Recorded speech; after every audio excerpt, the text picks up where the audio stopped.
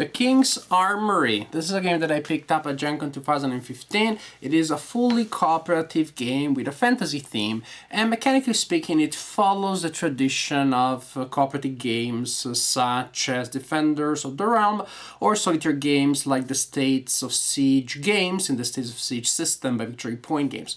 That is a game where there is a special location that the player or players are trying to defend, and there are enemies controlled by the AI of the game that are trying to take control or destroy of that location. In this case, we have the King's Armory that you need to defend from an army of various monsters and creeps that are trying to get there and to smash down the gate. You have main epic heroes that you will use to fight against the monsters. You will have other helpers that you hide throughout the game.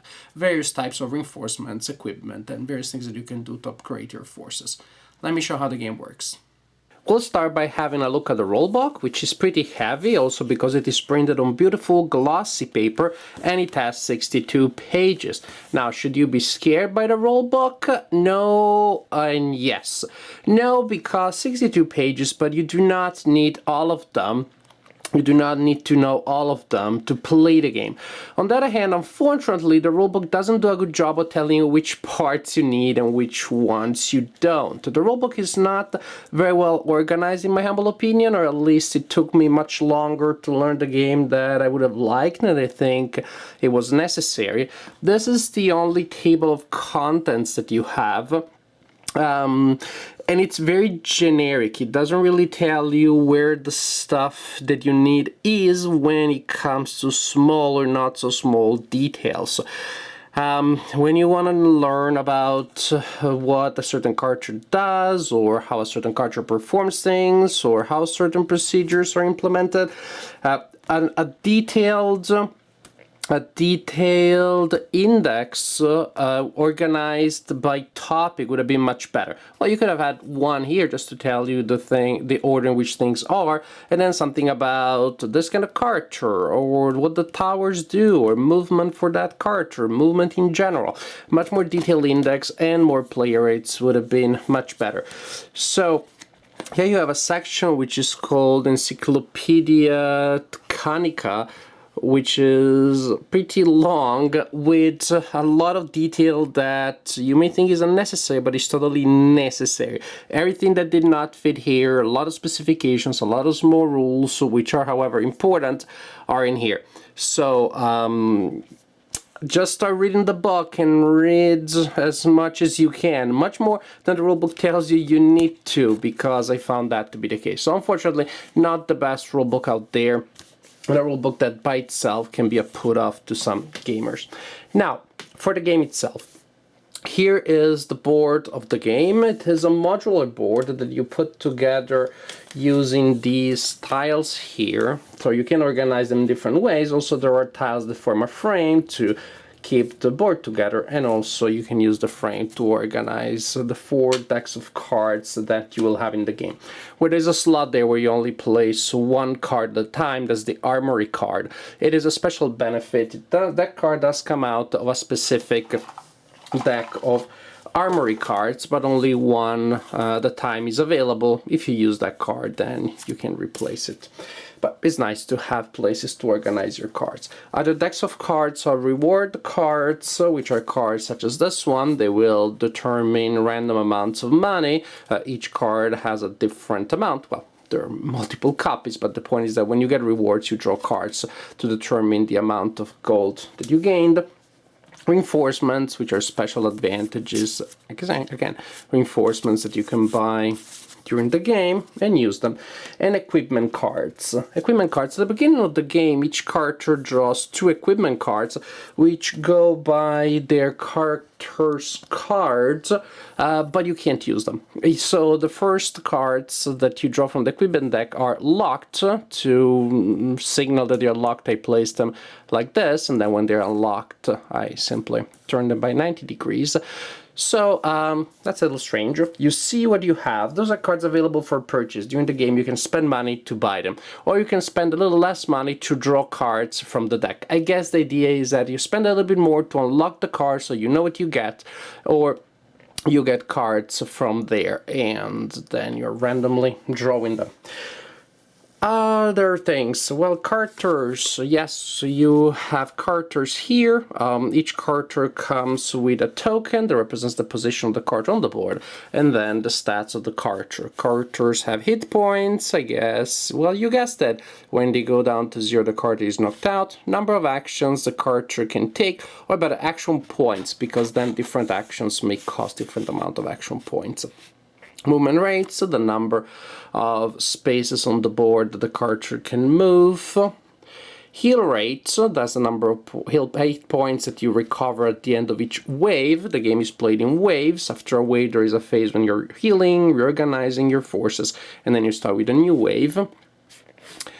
Tank, that's the number of enemies that the character can stop. Characters will try to go to the armory, but enemies will enter from here and will try to get to the armory to damage it. The armory is what you're trying to defend. The armory is what the enemies care about. So the enemies that are moving on the board will move through you unless you tank them. Tank is a special action that you can take out of order, that is during the enemy's turns, and then you stop the enemy right there, so you can hold them there and attack them later.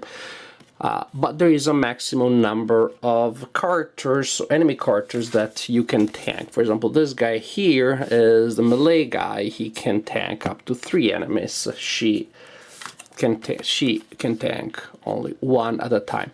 Dodge is pretty much the defensive value of a character. Damage resistance, how much resistance you have against different types of attacks. There are 3 types of attack in the game: melee, range, and supernatural. And then here you have attack options and special actions.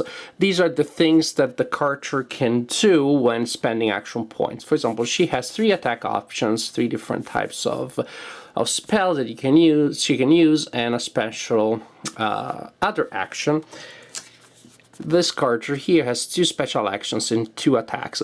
The number of things that a character can do is always 4, but some people have more attacks and less special actions, and the other way around for the characters that have a lot of special actions, not many attacks, a lot of attacks, not many special actions. Back to the board. The board shows us the area of the conflict. There will be enemies that will enter from here, and these are controlled by the AI of the board. They will move on the board following arrows, and they will try to get to the armory. The armory starts with 20 hit points. Here you have several pools of counters that simply used to represent hit points. The armory has hit points, the characters have hit points, the characters you control have hit points, the monsters have hit points. So you will use these tokens a lot to keep track of the amount of hit points, which is, well, a little laborious, but you'll get used to that. Towers. So towers are very neat. They give you defensive advantages. So you use them to keep track, or I should say, to organize your characters and to organize your main characters and your hireables, characters that you hire during the game.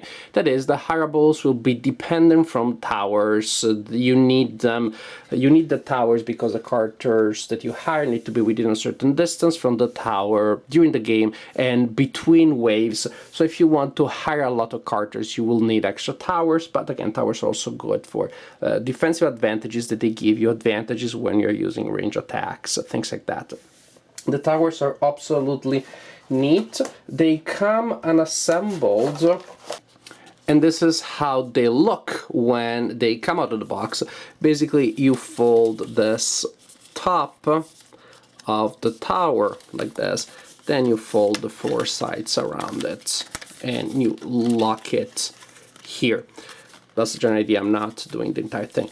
And this is how the tower looks once you assemble it. However, the box is not big enough to store all of your assembled towers in it.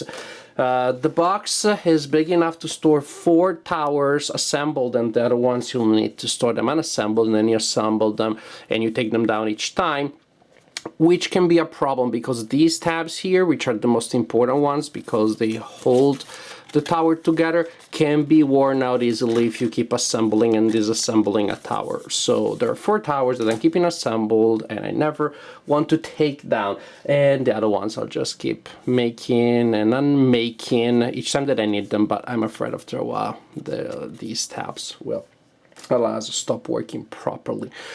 But it's really neat to have these 3D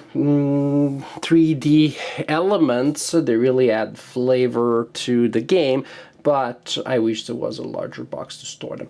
Now, how about playing the game? That's kind of important. The game is played in waves, as I said. Think of them as turns or rounds. At the beginning of each wave, new monsters will enter the board. Then you will alternate activating the monsters that are on the board and the characters, the monsters and the characters, until either all monsters are defeated, in which case then you have the between waves phase where you reorganize your forces, then you start a new wave, and simply put, if you survive until the end of the last wave of the game, you win the game.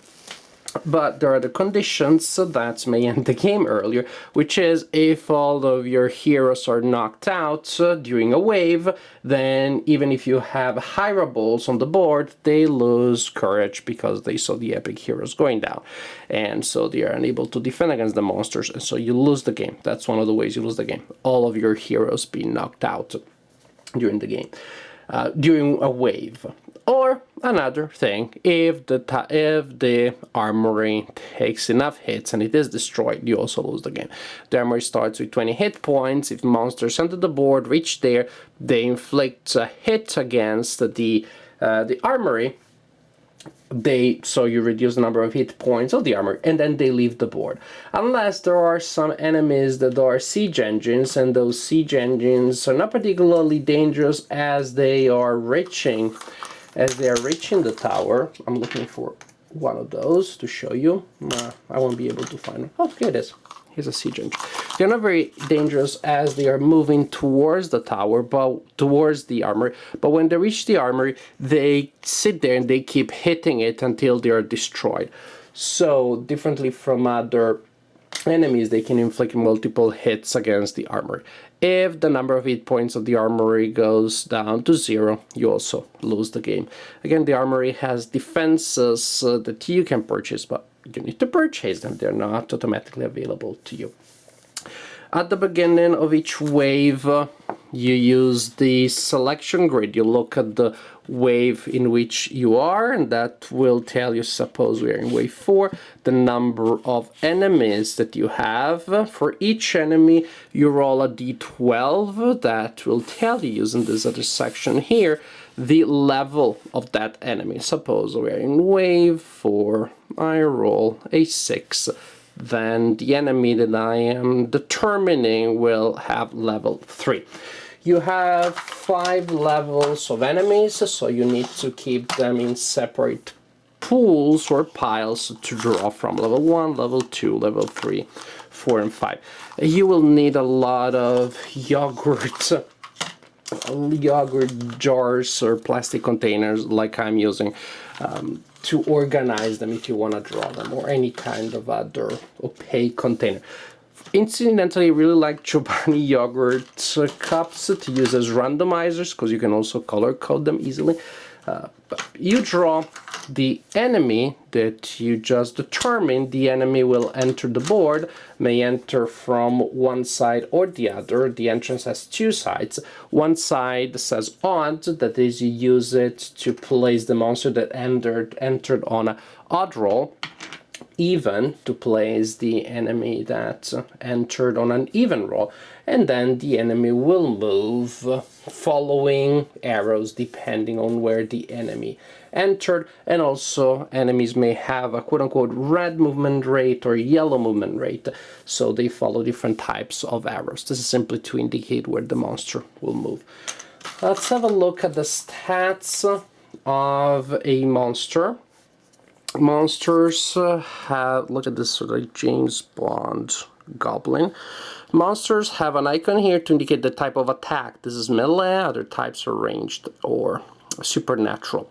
This is the range at which the enemy can attack, so the number of squares up to which the enemy can attack. This is the hit roll, that is the bonus that they apply to their hit roll, the damage that they inflict, the hit points that they have, the amount of movement points that they have, and also the type of movement that they have.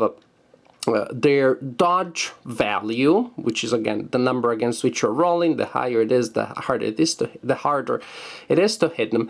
And then damage resistance. There are 3 types of damage resistance. Here you have a token which is a reference to tell you what all of these numbers are. So this would be resistance against supernatural attacks, resistance against range attacks, and resistance against melee attacks. If there's a number here, this is the number of damage points that you subtract from the damage that is inflicted. I inflict 3 points on him using melee. I inflict 3 points of actual damage on him because he has no resistance. If there was a 1 here, that would be 3 damage I'm inflicted minus 1. The actual damage becomes 2. Lot of numbers, and when you're fighting against an enemy which is on the opposite side of the board, maybe not facing the direction in which you are, you really need good sight to be able to see the values, or you need a friend that is working with you telling you what the stats are. When you have an enemy you can remember, but when you have several enemies you really need to reference the stats there.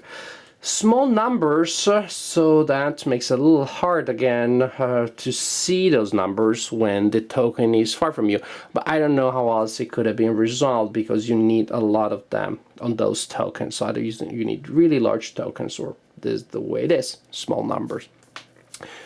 The monsters enter the board and then they move. Then once a monster is done moving, the monster will attack enemies that are in range, and there is attack priority. That is, the monster will try to attack enemies that are close to the monster itself. Enemies, of course, are main heroes or hierables. The monster will try to attack closest enemy. In case there's a tie there, there are several parameters that you go through to determine which the target is. But once the monster has determined a target, then the monster attacks. We'll talk about combat later. So monsters enter, move, and attack. Now, once they're done doing their thing, then the heroes get to act. So each player activates their hero, and the heroes that are active will spend action points, and they can spend them to move, to perform special actions, and or to attack, and or depending on the type of actions that they're performing, and if they have in action points to perform multiple ones. So each hero will activate all the characters that they control. I should say each player will activate all the characters that they control. A player will control their main hero, and then the hierables. Again, I mentioned these earlier. These are characters that you can purchase during the game. You're hiring them. There are various types of such characters that you can perform, and a player to tell you the stats of the type of character. You may hire archers, foot soldiers that are good for melee combat. These are good, of course, for range combat. More foot soldiers, sorcerers, clerics, or the clerics, clerics, statistics, psionists, sort of special wizard doing mind stuff. So you will have for each hierable a token on the board to indicate the position, and then a general card with the stats of that type of a hierable. Also, hierables are a different level. That you can hire them at level 1, then you can upgrade them by spending more money. Level 1, 2, or level 3, of course, they get better depending on the level. And just like your heroes, the hierables will have action points that they can spend to perform actions. For example, the psionicists, the number of actions that they have varies, hence the V, depending on the level. And then they have various actions that they can perform with the cost and other stats and what the action does. So when it is your turn, you're activating your hero, you're activating characters that you may have purchased, and that will perform actions for you. Combat, when you're resolving combat against the enemies or they're resolving combat against you, it is resolved in the same way. You roll a d20 for your attack.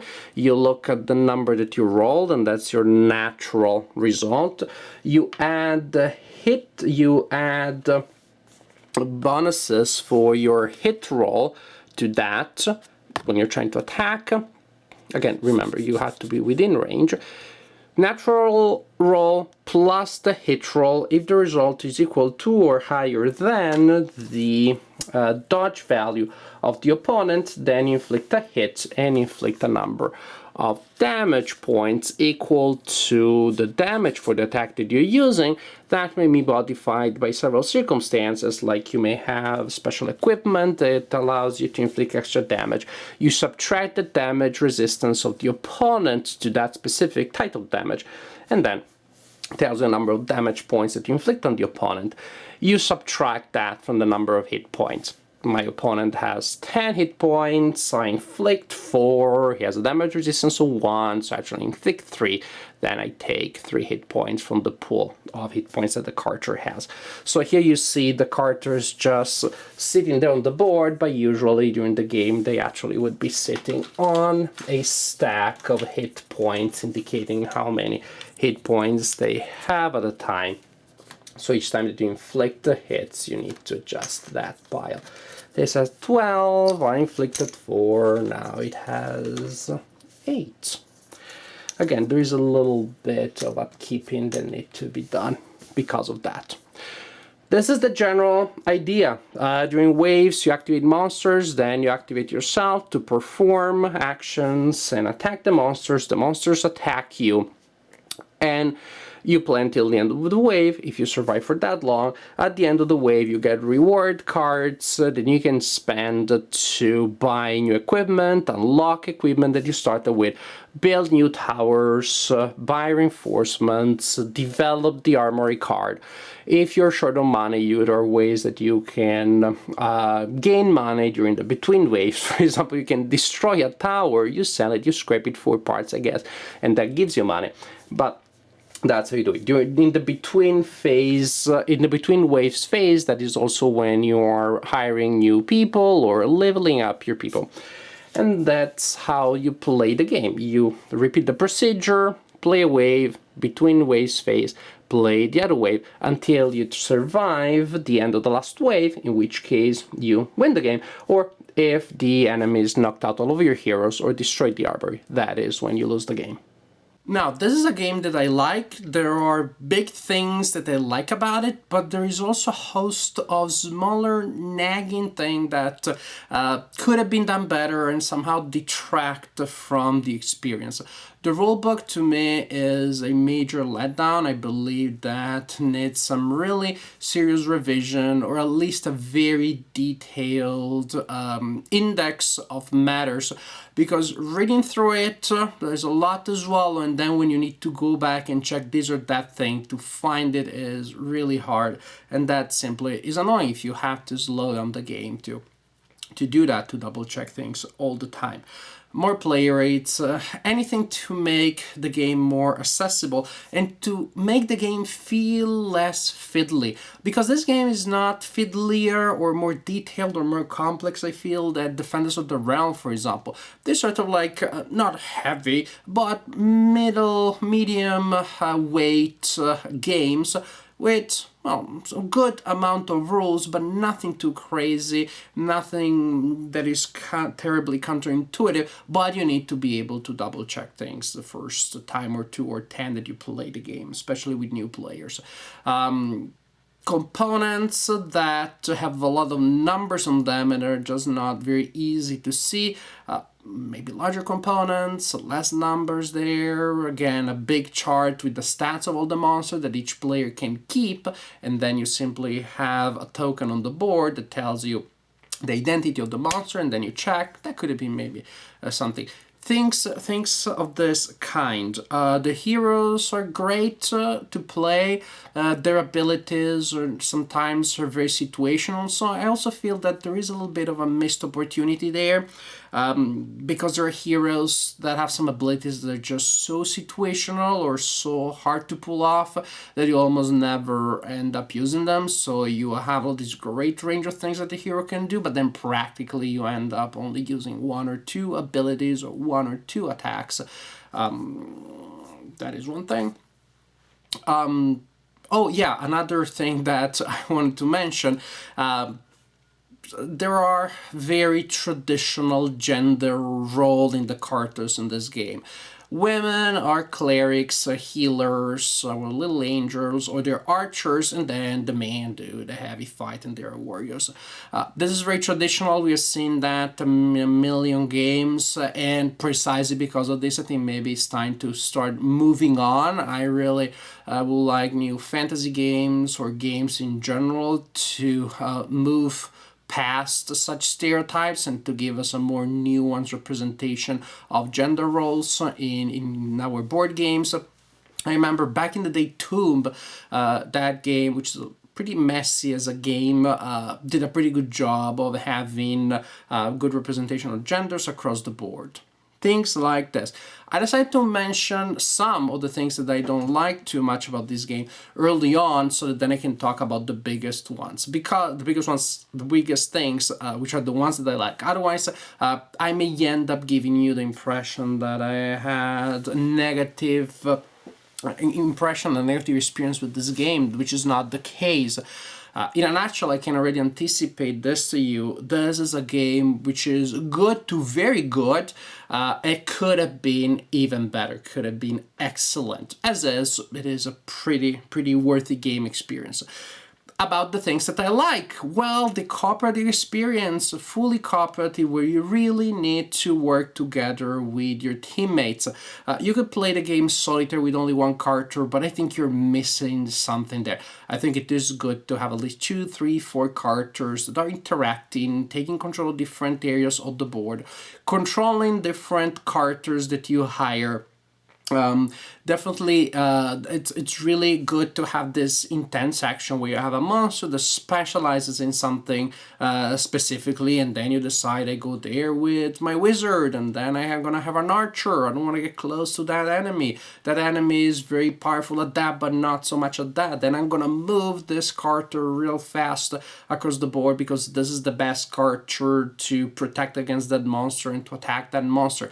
The fact that the heroes are good at something but not everything, and the monsters behave in different ways, as also have different strengths and weaknesses, really forces you to work well as a team. And then of course you have to make adjustments, you have to make compromises. The ideal situation is not always possible, so sometimes you have to make do with whatever character is around, and the character will take a bullet from the team or many bullets for the team. Another thing is that after a couple of waves, it becomes impossible to really stop everybody. So it is not just a matter of how we destroy everybody, but it's a matter of managing damage. How much damage can we afford to take? Can we let this monster through? But darn, we invested so much on weakening this monster, it's almost eliminated. But should we spend a lot of resources to inflict the final blow, or say whatever, we wasted those hits, let's do something else? All of these things are excellent, and it is also excellent vast range of customization that you have. I'm not talking about customization before the game starts, but customization as the game progresses. That is hiring new people, building new towers, getting reinforcements, building the armory card, and within these things, sometimes you have many possible things that you can still do. For example, if you decide to hire helpers, then there are many different helpers that you can hire, and you can hire a low-level one. You can upgrade one. Just so many options of how you can deal with all the stuff that the board throws at you.